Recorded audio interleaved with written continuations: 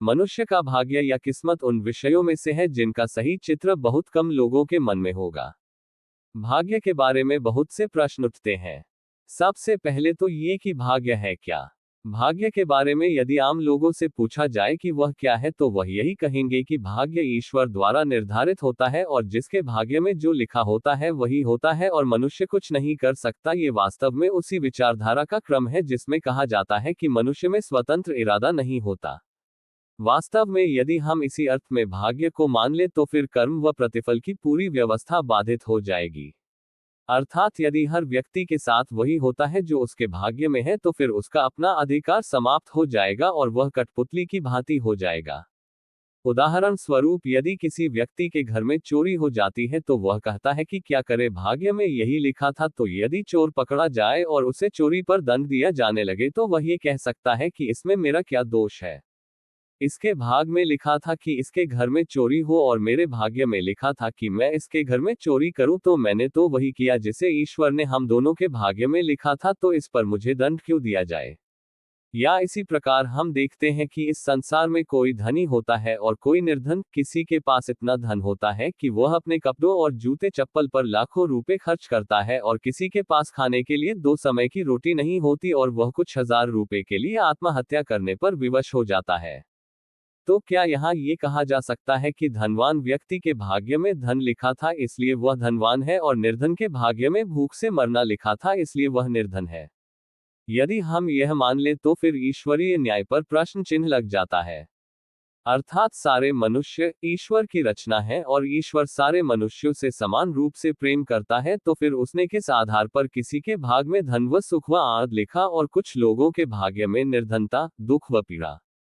क्योंकि भाग्य जब लिखा जाता है तो मनुष्य हर प्रकार की बुराई और अच्छाई से दूर होता है। अर्थात जो लोग भाग्य को इस अर्थ में स्वीकार करते हैं उनके अनुसार भाग्य मनुष्य के जन्म के साथ ही लिख दिया जाता है, तो फिर उस समय मनुष्य न अच्छाई किए होता है और न ही बुराई, तो फिर ईश्वर क्यों किसी के भाग्य में सुख व किसी के भाग्य में दुख लिखता है?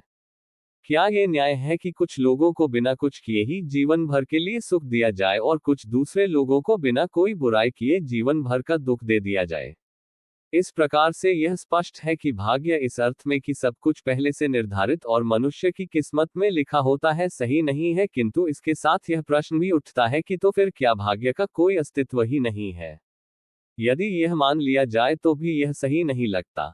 अर्थात जैसा कि कुछ लोग कहते हैं कि भाग्य नाम की कोई चीज नहीं है और सब कुछ मनुष्य के हाथ में होता है, हर इंसान अपनी तकदीर का मालिक होता है, तो ये बात भी पूरी तरह से सही नहीं है। क्योंकि कई बार हम देखते हैं कि कोई व्यक्ति कोई ऐसा काम करता है जिसे उससे पहले कई लोगों ने किया होता है और उससे उन्हें लाभ होता है, किंतु वह जब वही काम उसी प्रकार से करता है तो उसे नुकसान हो जाता है। ऐसे समय पर लोग कहते हैं कि भाग्य में नहीं था।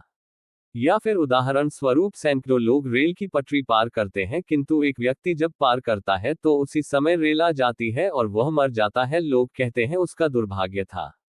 प्रश्न यह है कि यदि मनुष्य अपनी किस्मत का मालिक होता है तो कभी कभी हर बात पर पूरी तरह से ध्यान देने के बावजूद उसे वह सब कुछ नहीं मिल पाता जो उससे पहले वही काम करने वालों को मिल चुका होता है। तो इसका अर्थ है कि भाग्य नाम की कोई वस्तु है जो नियमों और मनुष्य के कामों से ऊपर है और जिसके कारण कभी कभी मनुष्य को ऐसी स्थिति का सामना होता है जो विदित रूप से उसके कामों के परिणाम में नहीं होना चाहिए था। हमारा भी यही कहना है कि यह सही नहीं है कि भाग्य को सिरे से नकार दिया जाए और यह कहा जाए कि सब कुछ मनुष्य के हाथ में होता है और वह जैसा चाहे उसका भविष्य वैसा ही होता है। और वास्तव में यह विचार धर्म को नकारने वालों और भौतिकवादी लोगों का है जो इस संसार को ही सब कुछ मानने हैं और भौतिकता से परे किसी भी वस्तु या विषय पर विश्वास नहीं रखते। किंतु हम इस विचारधारा की पुष्टि किसी भी स्थिति में नहीं कर सकते, बल्कि हम भी मानते हैं कि भाग्य नाम का विषय है, किंतु हम उस भाग्य को नहीं मानते जो आलसी लोगों के लिए कुछ न करने का बहाना और बुरे लोगों के लिए सब कुछ करने का बहाना हो।